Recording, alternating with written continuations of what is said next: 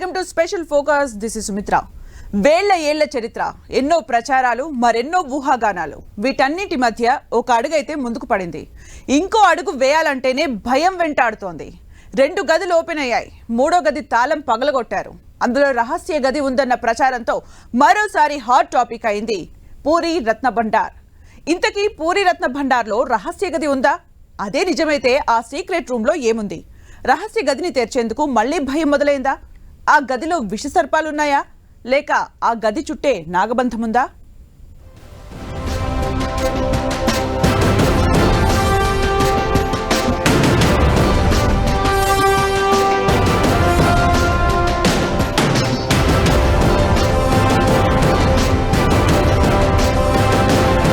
పూరి రత్న భండార్లో మరో రహస్య గది ఉందా? ఆ గదిలో పాములున్నాయా? లేక నాగబంధం ఉందా? అపార సంపద, అంతులేని చరిత్ర చుట్టూ చర్చలు. పూరి జగన్నాథ ఆలయ చరిత్ర ఇవాల్టిది కాదు. ఒక్కరోజుతోనే దానిపై క్లారిటీ రాదు. రత్న భండార్ హిస్టరీ కూడా అంతే. టెంపుల్తో పాటు రత్న భండార్ చరిత్ర కూడా వేల ఏళ్ల కిందటి నాటిది. దేవదేవుని సంపదపై ఎన్నో కథనాలు ప్రచారంలో ఉన్నాయి. చరిత్రకారుల అన్వేషణలోనూ కొత్త కొత్త విషయాలు వెలుగులోకి వస్తున్నాయి. అనేక చర్చలు, అనుమానాల మధ్య రత్న భండార్ తెరుచుకున్నా ఇంకా సస్పెన్స్ కంటిన్యూ అవుతోంది. 3 రూములున్న రత్న భండార్ అయితే ఓపెన్ అయింది. ఉత్కంఠ నడుమ 3వ గది తాళాన్ని కూడా పగలగొట్టారు అధికారులు. అక్కడే అసలు కథ మొదలైంది. 3వ గదిలో మరో రహస్య గది ఉందన్న చర్చ జరుగుతోంది. ఇదే నిజమైతే 3వ గదిలో ఏముంది? అందులో ఉన్న ఆభరణాలు ఏంటి? అపార సంపద ఉందన్న ప్రచారం నిజమేనా అన్న చర్చ మరింత ఊపందుకుంది. 3వ గది ఓపెన్ అయ్యింది. నాగబంధం మిస్టరీకి ఎండ్ కార్డ్ పడిందని క్లారిటీ వచ్చిందనుకుంటున్న సమయంలో మరో రహస్య గది ఉందన్న ప్రచారంతో రత్న భండార్ రహస్యంపై మరోసారి సస్పెన్స్ కంటిన్యూ అవుతోంది. అసలు 3వ గదిలో రహస్య గది ఉంటే దాన్ని తెరుస్తారా? ఈ నెల 14న రత్న భండార్ను ఓపెన్ చేసిన అధికారులకు రహస్య గది కనిపించిందా అన్న చర్చ జరుగుతోంది. రత్న భండార్ 3వ గది తాళం ఓపెన్ కాకపోవడంతో కట్టర్ సాయంతో పగలగొట్టారు అధికారులు. ఆ సమయంలో అందులో ఏమేం ఆభరణాలు ఉన్నాయో తెలుసుకునేందుకు ప్రయత్నించారన్న ప్రచారముంది. అప్పుడు అధికారులకు ఇంకో రహస్య గది కనిపించిందా లేదా అన్నది మాత్రం క్లారిటీ లేదు. చరిత్రకారులు మాత్రం బల్లగుద్ది మరీ ఇంకో రహస్య గది ఉందని వాదిస్తున్నారు. పూరి రత్న భాండాగారం దిగువన రహస్య గది ఉందనేది కొందరు చరిత్రకారుల వాదన. అయితే గదిలోకి వెళ్లే మార్గం అంత ఈజీ కాదని, సొరంగ మార్గం ద్వారా వెళ్లాల్సి ఉంటుందని అంటున్నారు. ఆ రహస్య గదిలో విలువైన సంపద దాచిపెట్టారని చెబుతున్నారు చరిత్రకారులు. అందులో 34 కిరీటాలు, రత్నాలతో తయారు చేసిన స్వర్ణ సింహాసనాలు ఉన్నట్లు వివరిస్తున్నారు.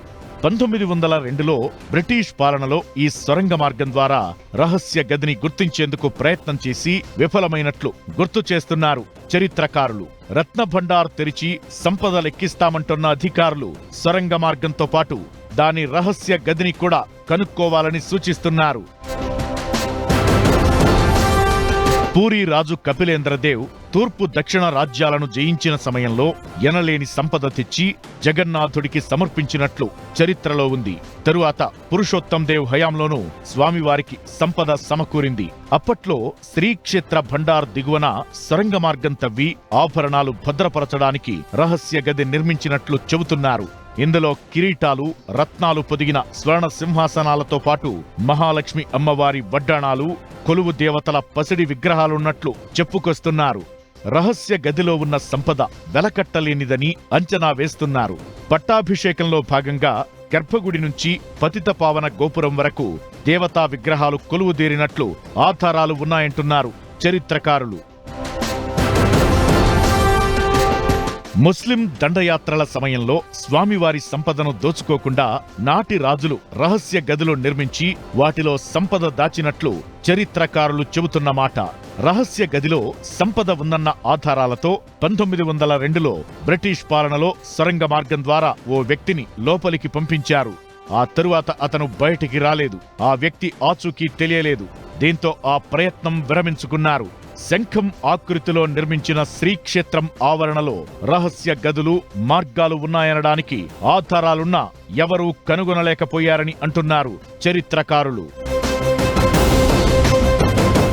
విదేశస్తుల దండయాత్రకి రక్షించడం కోసం ఆ సంపదని ఈ నేలలో ఉన్నటువంటి సొరంగ మార్గాల్లో దాచిపెట్టారని కొన్ని చారిత్రక ఆధారాలు, కథనాలు తెలుస్తున్నాయి. అయితే ఆధునిక కాలంలో ఇందుకు సంబంధించినటువంటి ప్రత్యేక ఆధారాలు లేవు. కొన్ని వందల సంవత్సరాలుగా ఈ కథనాలు ఒకళ్ళ నుంచి మరొకటికి వ్యాప్తి చెందుతున్నాయే కానీ ఇది ఖచ్చితమైన ఆధారం ఇక్కడ ఇలా ఉన్నది అని ప్రత్యేకంగా ఎవరు చేసి చూపించలేదు, ఎవరు తీసుకొచ్చి చూపించలేదు. దానికి సంబంధించినటువంటి రికార్డులు కానీ ఏవి మన దగ్గర లేదు. రత్నభండార్ లోపలి గదిలో నాగబంధం ఉందని, గది తెరిస్తే అరిష్టం వస్తుందని చాలా మంది నమ్మారు. ఆ గదిని తెరిచిన విశ్వనాథ్ కమిటీ నాగబంధం లేదు, పాములు లేవని తేల్చి చెప్పింది. ఆ మిస్టరీ వీడిందిలే అనుకునే లోపే రహస్య గది అంటూ మరో వార్త ఆసక్తి రేపుతోంది. ఈ చర్చ నడుస్తుండగానే రత్నభండార్ను మరోసారి తెరిచేందుకు ముహూర్తం ఖరారైంది. కాని ఆ రహస్య గదిని తెరవాలంటేనే మళ్లీ భయం బెరకు కనిపిస్తోంది. ఇప్పటిదాకా ప్రచారంలో ఉన్న నాగబంధం, విషసర్పాలు నిజమేనేమో అన్న చర్చ జరుగుతోంది.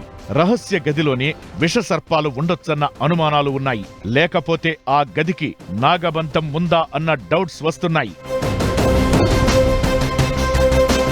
రథయాత్ర ముగియడంతో రత్నభండార్ రహస్యాన్ని బయటపెట్టేందుకు మరో అడుగు ముందుకు పడుతుంది. ప్రభుత్వం ఏర్పాటు చేసిన కమిటీ నిర్ణయించిన తరువాత రెండోసారి రత్నభండార్ను తెరుస్తున్నారు. పూరీ క్షేత్రంలోని రత్న భాండాగారం లోపలి గదిని శ్రీ జగన్నాథ్ టెంపుల్ అడ్మినిస్ట్రేషన్ తిరిగి ఓపెన్ చేస్తుంది.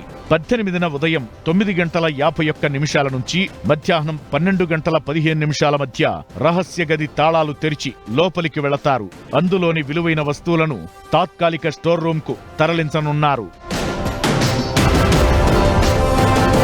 అదే సమయంలో ఆర్కియాలజీ అధికారులు రత్నభండార్ 3వ గది పటిష్టతపై అవసరమైన రిపేర్లు అంచనా వేస్తారు. రత్నభండార్లోకి ప్రవేశించే ప్రాసెస్ మొత్తాన్ని వీడియో తీస్తారు.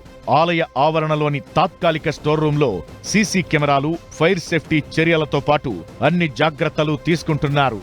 రత్నభండార్లోని ఆభరణాలు, ఇతర విలువైన నగలను సేఫ్గా తరలించేందుకు ప్రత్యేక ప్రణాళిక రెడీ చేశారు. ఆధ్యాత్మిక చరిత్ర, సనాతన ధర్మానికి నిలువుటద్దం పూరీ శ్రీక్షేత్రం. ఆ లోకరక్షకుడు జగన్నాథుడి హిస్టరీపై చెబుతున్న ఎన్నో కథలకు మిస్టరీ కూడా ఉంది. అపార సంపద చుట్టూ అంతులేని రహస్యం కంటిన్యూ అవుతోంది. సొరంగ మార్గం కింద రహస్య గది ఉందన్న ప్రచారంతో రత్నభండార్ చరిత్ర మరోసారి ఆసక్తి రేపుతోంది. ఈ లెక్కన రత్నభండార్ రహస్యం ఇప్పట్లో కొలిక్కి వచ్చేనా? అసలు ఆభరణాల లెక్కింపు ప్రాసెస్ ఎలా ఉండబోతుంది? ఇప్పుడు 3వ గదికి వెళ్లడమే తక్షణ కర్తవ్యమా? ఆభరణాల లెక్కింపుకు మరో కమిటీ ఎప్పుడు వేయబోతున్నారు?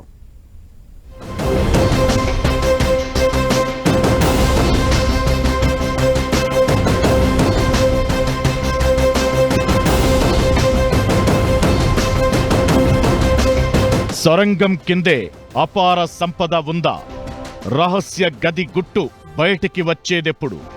అపార సంపద చుట్టూ ఆసక్తి రేపే చరిత్ర. 46 ఏళ్ల తరువాత రత్నభండార్ తెరుచుకుంది. ఆ తరువాత నుంచే అసలు స్టోరీ మొదలైంది. రత్నభండార్ 1-2 గదిలో స్వామివారి ఆభరణాలను గుర్తించారు అధికారులు. 14వ తేదీ మధ్యాహ్నం 1:28 2 గదులను తెరిచి బంగారం, ముత్యాలు, వజ్ర వైఢూర్యాలతో ఉన్న 180 బంగారు ఆభరణాలు, 146 వెండి ఆభరణాలను గుర్తించారు. బంగారు ఆభరణాలతో పాటు బంగారం ప్లేట్లు కూడా బయటపడ్డాయి. 5 చెక్క పెట్టెలు, 4 చెక్క అల్మారాలు, 1 స్టీల్ అల్మారా, బంగారం, వెండి కిరీటం, విలువైన రత్నాలు బయటపడ్డాయి. వాటిని టెంపరరీ స్టోర్ రూంలో భద్రపరిచారు. ఆ సంపదను తరలించడానికి శుభ సమయం కోసం ఎదురు చూస్తున్నారు.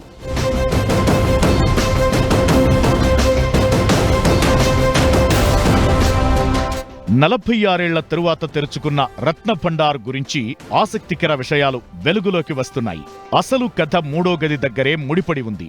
ఇప్పటికే ఉత్కంఠ మధ్య 3వ గదిని తెరిచారు అధికారులు. తాళం రాకపోతే పగలగొట్టి ఆ గదిలోకి వెళ్లారు. ఆ తరువాత రాత్రి అవుతుండడంతో ఇంకో తాళం వేసి సీజ్ చేశారు. దీన్ని మళ్లీ తెరుస్తున్నారు. ఆ తంతు జరిగిన తెల్లారి నుంచి రత్నభండార్ లోపల గదిలో మరో రహస్య గది ఉందనే ప్రచారం జోరుగా నడుస్తోంది. ఆ రహస్య గదిలో అంతులేని నిధి ఉందని, ఆ నిధిని కాపాడుతున్నది పాములేనని మళ్లీ ప్రచారం ఊపందుకుంది.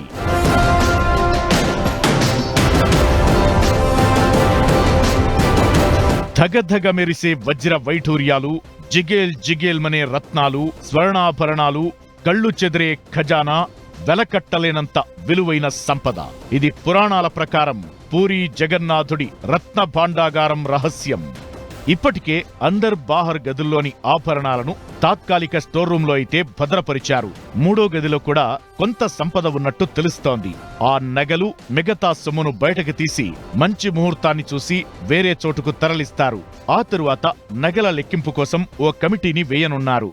ఆ కమిటీలో బంగారం, వజ్రాలు, రత్నాలను విలువగట్టే నిపుణులు, ఆర్బీఐ అధికారులు ఉంటారు. వీళ్లంతా ఖజానా లెక్కింపు పూర్తయ్యే వరకు నియమనిష్టలు ఫాలో కానున్నారు.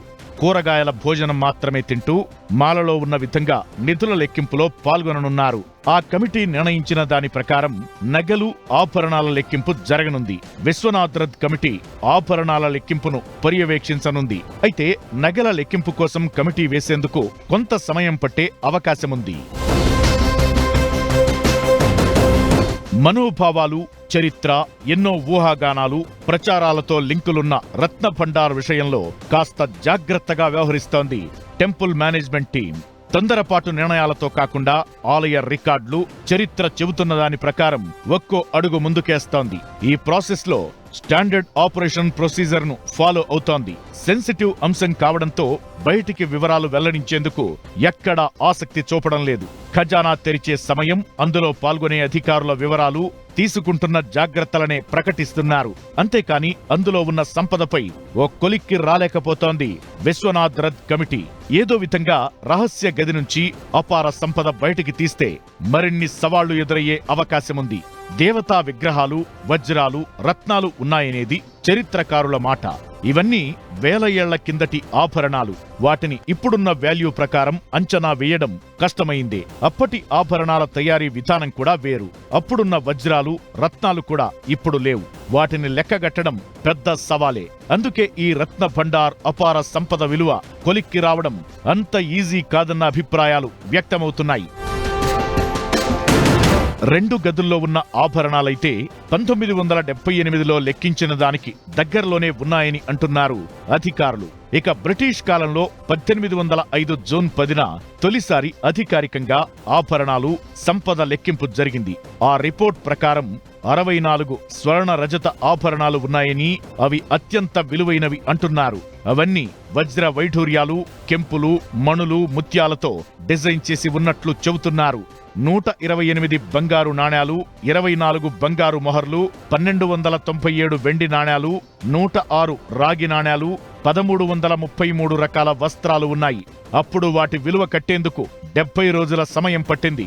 ఇప్పుడు మూడో గది సంపదే కాదు, అన్ని అనుకూలిస్తే రహస్య గదిలోని సంపద లెక్కబెట్టాల్సి వస్తుంది. ఆ లెక్కన ఈసారి అపార సంపద విలువ కట్టేందుకు ఎన్ని రోజులు పడుతుందనేది ఆసక్తికరంగా మారింది.